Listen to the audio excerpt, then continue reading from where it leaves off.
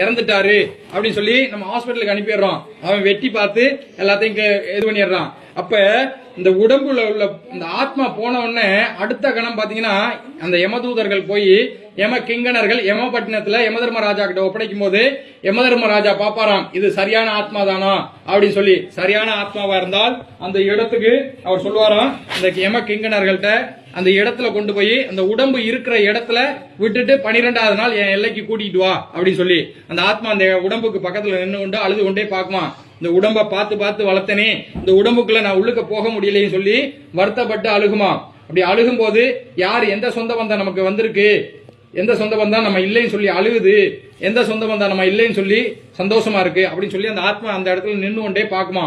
எல்லாரும் இறந்த அன்னைக்கு எல்லாரும் வர முடியாது. யாராவது ஒருத்தர் ஒரு நாளைக்கு வருவாங்க, மறுநாள் வருவாங்க, இப்படி 16 நாள் வரைக்கும் வருவாங்க. கருமாதி செய்யற வரைக்கும் தூரத்துல இருந்து வர்றவங்க எல்லாம் வருவாங்க.